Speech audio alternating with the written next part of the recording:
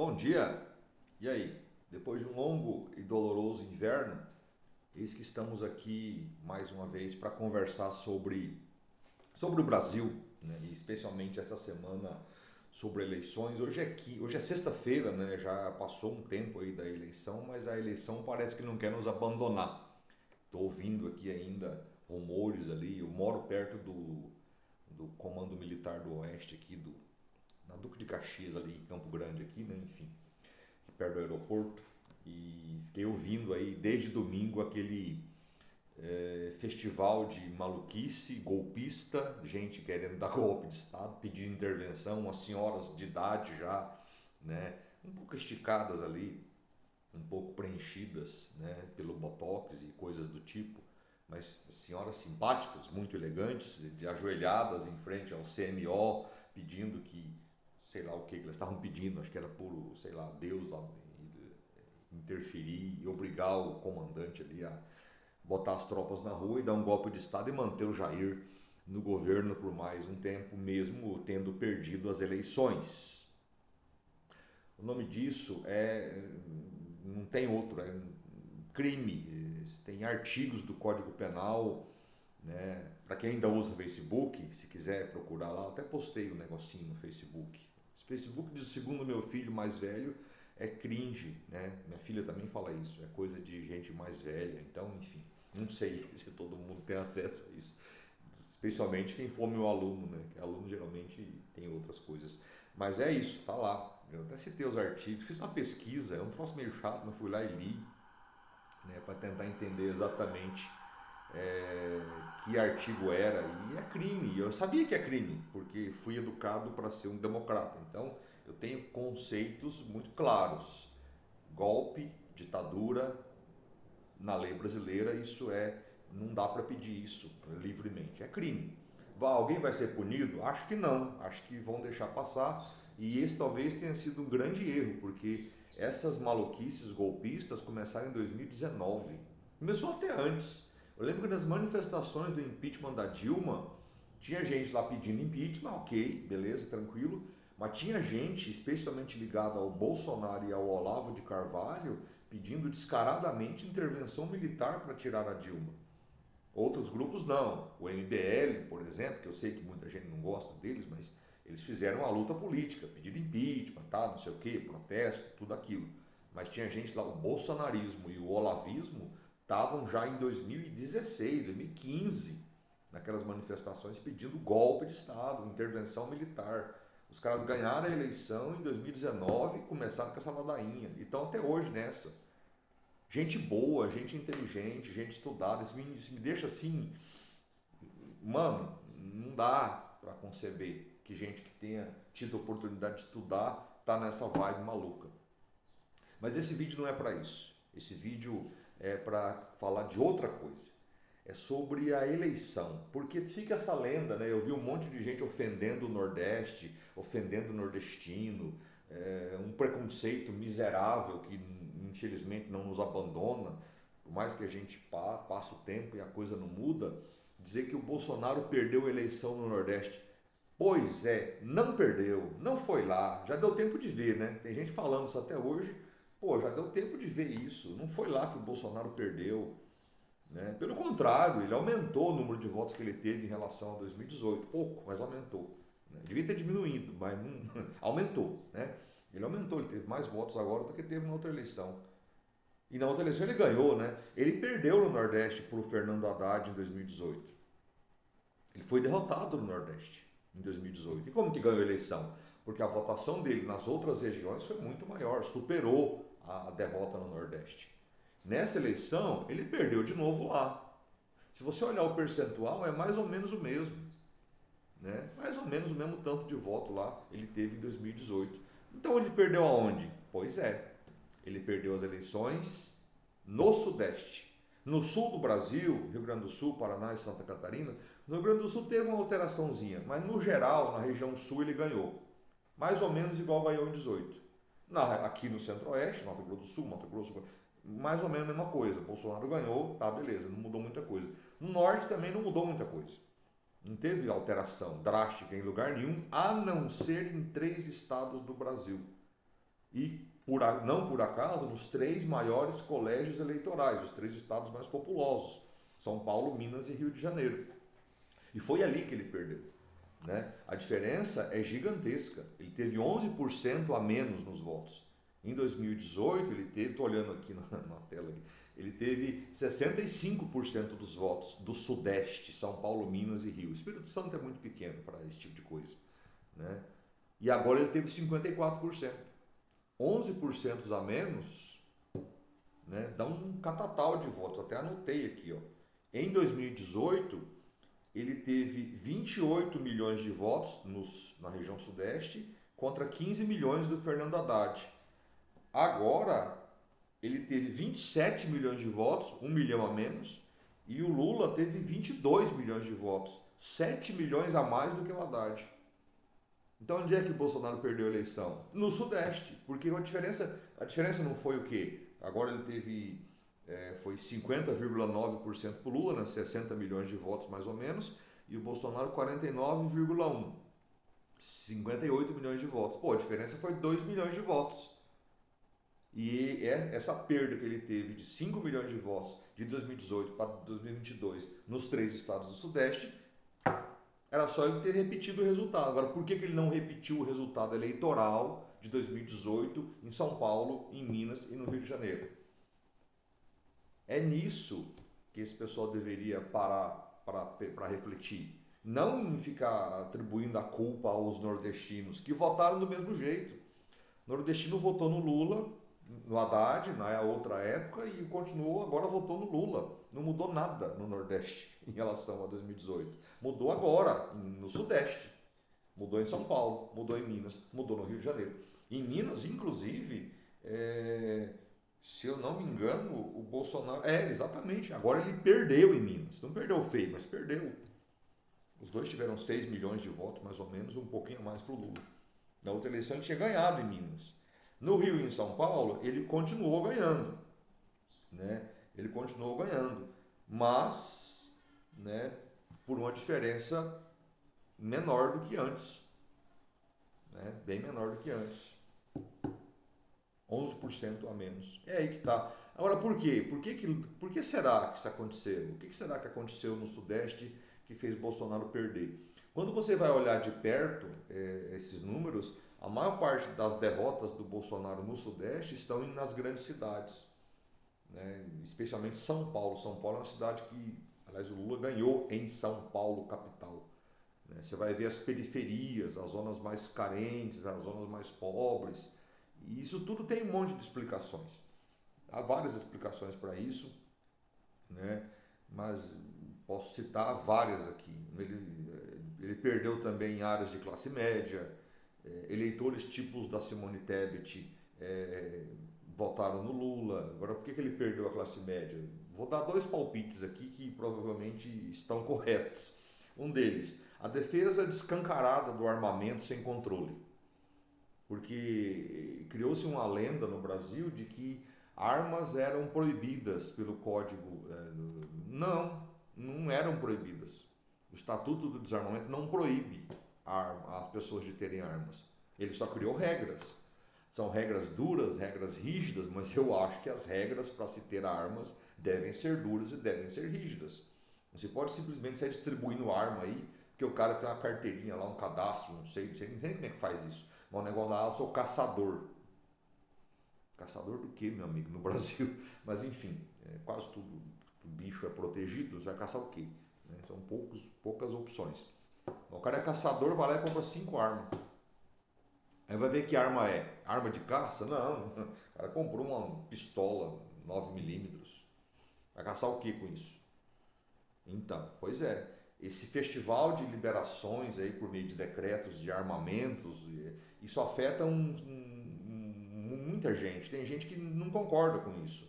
A pessoa às vezes é de direita, a pessoa é conservadora, a pessoa é religiosa e fica olhando, mas gente, arma?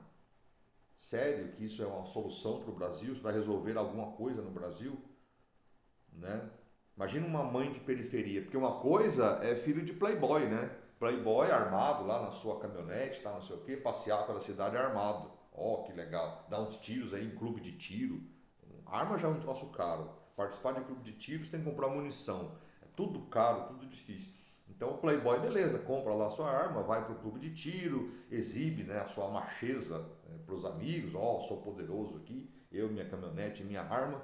Beleza, e à noite ele vai para onde? Vai para casa, vai para o apartamento, vai para o condomínio, vai para o bairro onde não tem violência, ele vai para a segurança do seu lar, né? Jantar, comer sopinha da mamãe, dormir e no outro dia sair para a rua de novo fazendo graça, igual esse pessoal está aqui na frente do CMO, tudo um bando de playboy à toa, porque não tem o que fazer da vida, senão não estaria aqui, né? O trabalhador está trabalhando, de direita, de esquerda, mas trabalhador trabalha, né? Empresário está empresariando, né? Policial está policiando, professor está professorando, trabalhador está trabalhando, estudante está estudando, não está na rua pedindo golpe militar num dia útil, né? Como aconteceu segunda, terça, ontem e hoje. Uma coisa esquisita. Então, playboy, beleza, meu amigo, esse papo de arma. Cola, funciona, né? Mas e a mãe da periferia? E aquela senhora que vai na igreja todo dia, evangélica lá, evangélica conservadora, e ela sabe que o filho dela anda por ali no bairro, tem que ir trabalhar, estudar, não sei, e o presidente está defendendo que mais gente tenha arma. Já tem um monte de arma na mão de bandido e criminoso. Em vez de combater o crime e tirar as armas do crime, não, vamos dar arma para todo mundo. Esse tipo de ideia, e eu não estou aqui falando contra o armamento, não é esse o ponto, mas esse tipo de ideia ganha votos? Ganha voto de quem? Né? Como eu disse, talvez ganhe o voto do playboy, do pai do playboy, da mãe do playboy. Mas ganha voto da periferia? Ganha voto da pessoa comum? Da mãe lá? Então, isso começa a explicar essa derrota no Sudeste. Quer ver outra coisa? Isso eu tenho dito para os meus alunos. A maior parte dos brasileiros que tinham idade e condições para se vacinar de Covid, vacinou. Todo mundo se vacinou. Gente de esquerda, gente de direita e gente de centro, gente que não é exatamente esquerda. Todo mundo se vacinou. Mas, no entanto, nosso presidente fez um esforço danado para a tal da imunidade de rebanho acontecer, que era aquela papagaiada de você, todo mundo pega o vírus mata sim, mas o percentual de mortes, estatisticamente, né? Estatisticamente, uma morte já é muito, mas estatisticamente as mortes são poucas, comparando com o tanto de gente que pega o vírus e não morre, então beleza, quando atingir 70% de contágio na população, os números de casos e contágios e mortes vão diminuir. E aconteceu isso mesmo. Em 2020 a gente teve um pico de contágio no meio do ano e depois foi caindo. Agosto, setembro, outubro, novembro, dezembro, parece que a coisa tinha acabado. Então essa é a tal imunidade de rebanho. Então para que vacina? Para que gastar milhões e milhões e bilhões, né, em vacinas? Para que manter comércio fechado, empresas fechadas, escolas fechadas? Para que essas restrições? Vamos abrir tudo, vamos deixar todo mundo se contagiar. Aí a ciência vai lá e diz para o cidadão, meu amigo, um vírus ele pode passar por mutações. E a hora que isso acontecer, o ciclo recomeça de contágios, de doenças, de mortes. Então o que você vai produzir aqui é uma manutenção da pandemia. Ele ouviu a ciência? Não, isso é coisa de esquerdista, tudo gente comunista. Né? Para que ouvir cientista? Para que ficar ouvindo o professor que estuda isso a vida inteira? Não é minha área, mas eu sei, meus colegas estudam isso a vida inteira. Eu só leio ali e tiro minhas conclusões usando o bom senso. É óbvio que vacina nunca foi motivo de discussão no Brasil. Todo mundo vacina seus filhos. Mas a vacina nunca foi testada. Mano, era uma emergência de saúde. Né? Uma emergência de saúde. E o vírus da Covid não era um vírus exatamente novo. Ele já era conhecido, já existia o SARS-CoV. Então as pesquisas estavam um pouco mais avançadas do que o normal, porque o vírus já era estudado. Não é um vírus novo que chegou agora, vamos ver. Não. Então a vacina foi feita em cima de muita coisa que já se sabia. Havia uma segurança, sim, de que a vacina não causaria nenhum dano, né? A não ser os riscos que qualquer vacina provoca em algumas pessoas. Nada de anormal aconteceria. Seria o comum, o que já vinha acontecendo. E não deu outra. Quando a vacina de verdade atingiu a população, 60%, 70% do grupo de vacinados, a pandemia diminuiu no Brasil, que foi o ano passado. Mas aí que tá. Aí pensa comigo. Ele ficou enrolando aquela briga lá com o João Dória, né, a Coronavac do João Dória, não sei o quê, tá, não vamos comprar vacina chinesa, aquela discussão imbecil sobre vacina, e nós ficamos perdendo um tempinho. Então aquilo foi deliberadamente feito pelo presidente. Ele não queria mexer com vacina, ele achou que era uma coisa do João Dória, da esquerda, que ia só dar moral para os adversários políticos dele. O Lula, é bom lembrar, estava até na cadeia nesse período. Né? E aí, né, no fim das contas, atrasamos a compra da vacina e começamos a vacinar no final de janeiro, quando poderíamos ter começado a vacinar em dezembro. Eu vejo gente bolsonarista negando isso até hoje. Tive um aluno essa semana, numa conversa ali sobre isso, ele falando que isso é mentira, que não tinha vacina em dezembro, que começamos junto com todo mundo, que é o que a propaganda do presidente faz, né? Fala. Não é verdade. O Brasil até não começou tarde em relação a grande parte do mundo. Isso é fato. E o SUS é muito bom para vacinar. 2 milhões de pessoas por dia podem ser vacinadas se tiver vacina. Então o SUS é muito eficiente. Quando a vacina apareceu, a gente realmente deu exemplo para o mundo. Só que apareceu em janeiro. A Coronavac, depois a AstraZeneca, depois veio a da Pfizer. E a Pfizer queria usar o Brasil como um local pô, a nossa vacina é boa, mostrar para o mundo o tanto que a nossa vacinação é boa e funciona. A vacina da Pfizer. E nos procurou em junho, julho de 2020 para vender sua vacina que estava sendo desenvolvida para entregar em dezembro de 2020. E nós não quisemos. Né? A Pfizer chegou no Brasil depois da AstraZeneca, depois da Coronavac. E era para ter chegado primeiro, em dezembro de 2020. 15 de dezembro, mais ou menos, se eu não me engano. A Inglaterra começou a vacinar, dia 15 de dezembro. A Europa começou a vacinar em dezembro. O Japão começou a vacinar em dezembro. Os Estados Unidos começaram a vacinar em dezembro. E o Brasil não começou porque não quis. Com que argumento? Pois é. E aí você entende, porque o eleitor de classe média, ele pode até ser de direita, ele pode ser um cara religioso, ele pode ser conservador, mas quando ele olha para uma coisa dessas, ele fala, mano, não dá. Não dá. Isso é uma política que vai colaborar para a morte de pessoas. Necropolítica é o nome desse negócio. Muita gente escapou do Bolsonaro aí. Não é possível. Né? Tem gente que é de direita, mas fala, bom, é preferível ter um cara de esquerda no poder do que um sujeito que faz isso. Quem olha para isso? Um presidente deliberadamente atrasar a compra de vacinas e acha isso normal. Você acha normal que um governante faça isso? Não é que ele esqueceu, que atrasou porque a burocracia... Não! Ele tomou essa decisão. Não é um acidente, uma coisa que acontece, não, que demorou. Não. Decidiu não comprar vacina. Ele decidiu atrasar a compra de vacinas. E aí, como o Dória ia ganhar essa briga, ele resolveu correr atrás da AstraZeneca. Lembra do episódio que ele até adesivou um avião para tentar buscar uma vacina na Índia lá, a AstraZeneca, né? Para tentar trazer primeiro que o Dória, tá? Não sei, coisa mais feia. Aí a Índia recusou porque viu que ele estava fazendo sua propaganda e o avião voltou vazio. Teve um episódio assim. Mas aí já era tarde, né? Já tinha passado aí 40 dias. Quando nós começamos a vacinar em janeiro, já éramos para ter vacinado quase 80 milhões de brasileiros. Então aquele pico de mortes, de contágios e mortes que aconteceu ali em março, abril, maio de 2021, não deveria ter acontecido daquele jeito.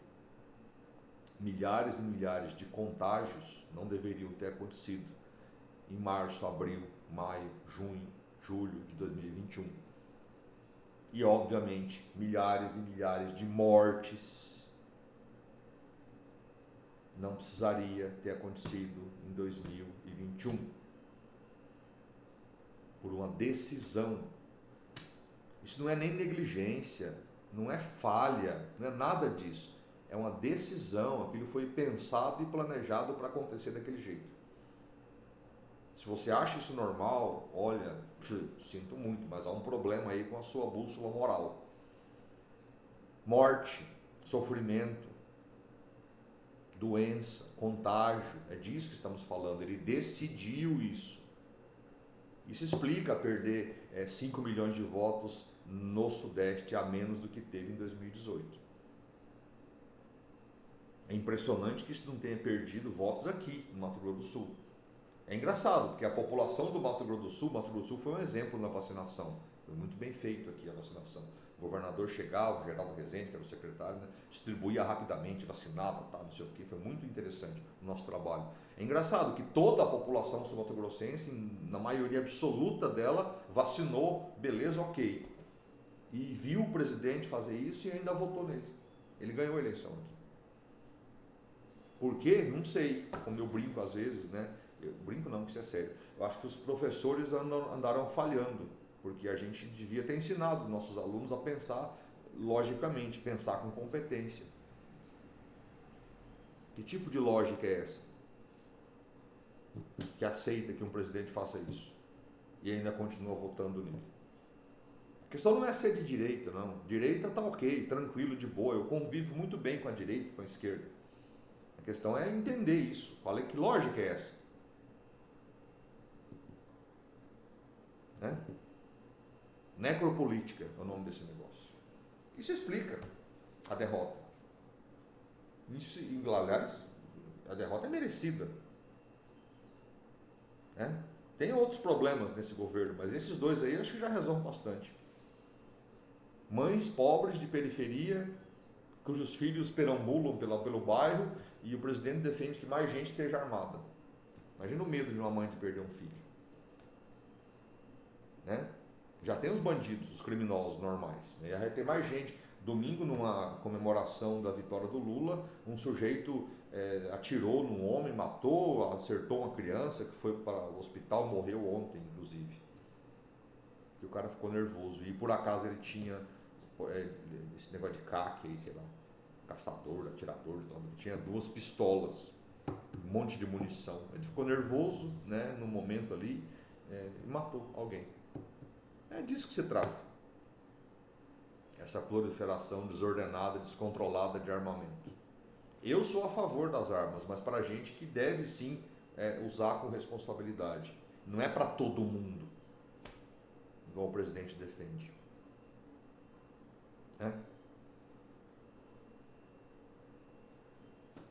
É por isso que perdeu. E a direita, se for inteligente, vai se livrar do Bolsonaro. Vai escolher um outro líder, que seja o Romeu Zema, governador de Minas, que seja o Tarcísio, governador de São Paulo. São pessoas civilizadas, pessoas que você consegue conversar, dialogar, sabe, decidir coisas, achar pontos de congruência, porque é assim que se avança na sociedade. Eu torço muito para que essa maluquice desapareça, apesar de achar que vai demorar, porque os caras estão ali, em frente ao CMO, até agora, pedindo golpe militar, o que é, de acordo com o Código Penal brasileiro, crime. Atentar contra o Estado Democrático é crime. Né? Espero que a gente saia dessa, uma hora dessas. Ficou estranho, uma hora dessa. Mas é isso. Valeu aí, pessoal. Ainda vou fazer um outro vídeo ainda sobre essas eleições, mas era isso. Espero que você tenha gostado aí do que a gente apresentou. Mas de novo, tá? O Bolsonaro perdeu a eleição no Sudeste. 5 milhões de votos a menos do que teve em 2018. E o Lula cresceu no Sudeste em relação ao Fernando Haddad.